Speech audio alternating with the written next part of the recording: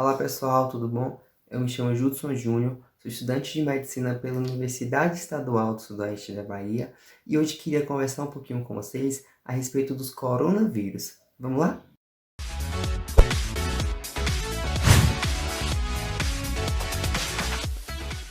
Bom, inicialmente eu acho importante a gente elucidar algumas questões que podem atrapalhar um pouco o nosso pensamento. O que é coronavírus? SARS-CoV-2, Covid-19, isso tudo é a mesma coisa? Não. Apesar de relacionados, esses termos representam coisas diferentes. Os coronavírus é um gênero de vírus, dentre quais as cepas a gente tem o SARS-CoV-2. Esse SARS-CoV-2 é quem causa a doença chamada Covid-19. Esse vírus, muito provavelmente, veio de animais silvestres e da manipulação desses animais, principalmente lá na China, onde eles têm o costume cultural de se alimentar da carne desses animais. Infelizmente, o vírus contraiu a possibilidade de ser transmitido de humano para humano, se instalando assim uma grande transmissão comunitária e a pandemia que hoje assola toda a humanidade. O SARS-CoV-2 é um vírus do tipo RNA, ou seja, ele tem uma molécula de RNA no núcleo, no meio de sua composição e é envolto por uma membrana, que é composta principalmente por gordura e proteínas. Por que é importante saber isso? Porque é exatamente destruindo essa membrana que a gente tenta destruir também o vírus. À medida que a gente, por exemplo, utiliza sabão, o sabão ele ataca as gorduras da membrana, enquanto que o álcool gel desnatura as proteínas que também estão presentes na composição dessa membrana. Como nós sabemos, todo vírus é um parasita obrigatório. O que significa dizer isso? Que ele precisa de uma outra célula para conseguir se reproduzir. Isso porque os vírus eles não têm as chamadas organelas. Para entender isso de uma forma um pouco mais clara, vamos comparar essa situação a uma situação do nosso cotidiano. Quando a gente faz um bolo, por exemplo. Vamos imaginar que o vírus é uma pessoa de fora, enquanto que nós somos, que você, no caso, é a célula hospedeira. Essa pessoa de fora, ela pode ter uma receita, que no caso do vírus é a molécula de RNA. E essa receita serve para o vírus produzir o seu bolo, que seria a replicação, a sua reprodução. Enquanto que a pessoa que é a célula hospedeira tem o quê? Tem as organelas, que no nosso caso seria o liquidificador, a batedeira, o fogão, ou a assadeira, as condições ideais para poder reproduzir a receita de bolo, que é uma coisa que o vírus não tem. E aí, o que que o vírus faz? Assim como o hospedeiro, uma pessoa que nos visita, ela pode vir com a receita, que nesse caso é a molécula de RNA, entrar na nossa casa, que nesse caso são as nossas células, e com a sua receita utilizar os nossos aparatos para poder reproduzir a sua receita, fazer o seu bolo, ou no caso do vírus, se replicar.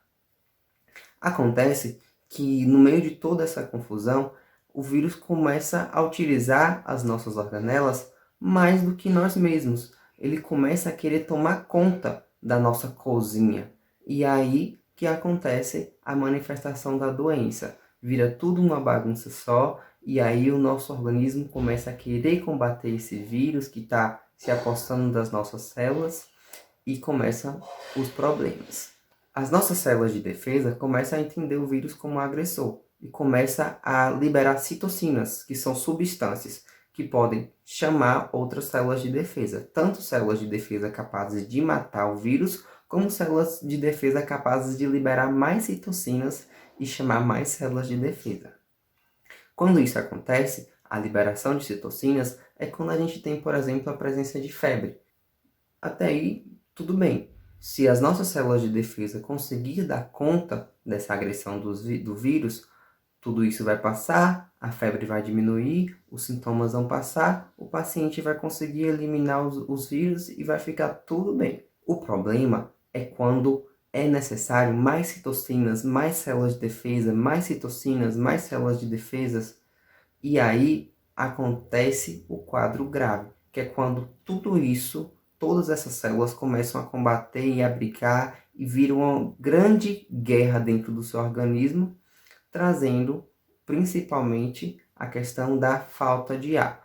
Porque a guerra está tão grande nos alvéolos pulmonares, que eu começo a produzir muita secreção. E essa secreção, ela começa a extravasar do alvéolo pulmonar para o segundo espaço, que a gente chama de espaço extracelular, e mesmo podendo romper vasos e trazer várias consequências. E daí o paciente pode ter a falta de ar e dificuldade para respirar, configurando assim um quadro grave de Covid-19. Beleza, mas como eu faço para ter certeza que eu tenho Covid-19? Existem duas maneiras principais de conseguir fazer esse diagnóstico. Uma através do PCR e outra através da sorologia. Vamos entender qual a diferença desses dois exames?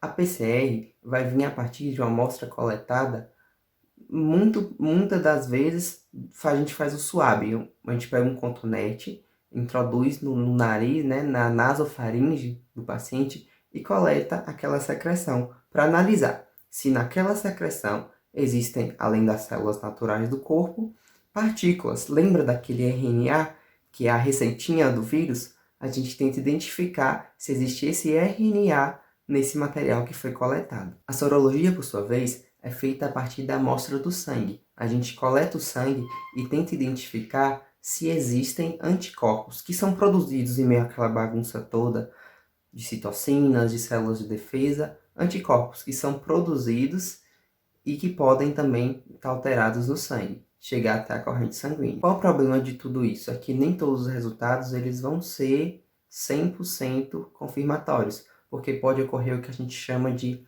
falso negativo, ou seja, o paciente testa negativo, mas na verdade tem sim o vírus no seu organismo.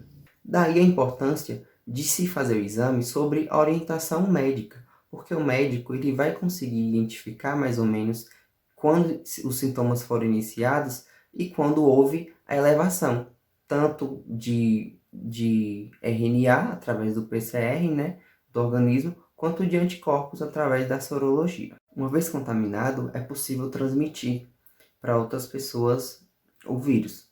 E como que essa transmissão ocorre? Principalmente através das gotículas. Gotículas que saem da fala, do espirro, da tosse e que podem ficar tanto suspensas no ar, como também aderir às superfícies e daí contaminar outras pessoas. A clínica desse paciente ela pode ser dividida em dois cenários, os casos leves e os casos graves.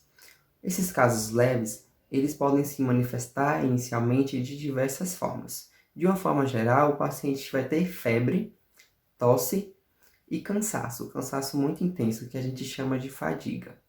Podem ocorrer também dores nas juntas, dores no corpo, dor de garganta, conjuntivite, principalmente se em um olho só, e também a falta de apetite.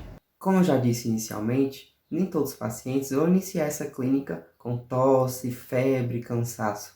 Alguns podem ter apenas a perda do olfato e do paladar, ou mesmo dores de barriga, náuseas, vômitos e diarreia. O quadro grave, por sua vez, está muito relacionado quando o paciente começa a apresentar uma dificuldade para respirar ou mesmo falta de ar. Lembrando que não é sempre que o quadro leve vai evoluir para grave, assim como o quadro grave pode iniciar já subitamente, sem que o paciente tenha antes tido o quadro leve. O tratamento vai ser direcionado para essa clínica. Os quadros leves, a gente vai tentar tratar os sintomas, então. Se eu tenho febre e dor, eu posso utilizar, por exemplo, dipirona e paracetamol. Se eu tenho enjoos, vômitos persistentes, eu posso utilizar um antiemético, uma metoclopramida, por exemplo, para tentar controlar esses sintomas. E aguardar até que o meu sistema de defesa consiga expelir, combater e expulsar o vírus do meu organismo. O tratamento dos casos graves vai ser dado em unidades de terapia pouco mais complexas, né? Como hospitais, UTIs, etc. E é feito numa tentativa de tentar ajudar o nosso organismo a combater esse vírus. Lembrando que independente da droga, se é hidroxicloroquina, a própria cloroquina, azitromicina, ridamizumab e outras imunoglobulinas, como inibidores da interleucina 6, eles não são comprovados, não existe até então comprovação científica de que eles realmente ajudam no combate ao vírus do SARS-CoV-2, mas são utilizados porque a gente também pode observar benefício em alguns pacientes, enquanto que em outros, infelizmente, não apresenta esse benefício. Bom, pessoal, antes de encerrar o vídeo, eu acho que é importantíssimo lembrar que no atual momento em que a gente se encontra, a melhor forma de combater esse vírus é se prevenir. Então, evite sair de casa. Se você não precisa sair de casa, não saia. E se for sair, lembre-se sempre de utilizar sua máscara. Evite ter contato com pessoas que são suspeitas, né, da Covid-19. Lembre-se sempre de lavar as mãos com sabão e utilizar o álcool gel. Agora você já sabe que essas são duas maneiras de a gente destruir a membrana que permite com que o vírus fique, entre aspas, vivo.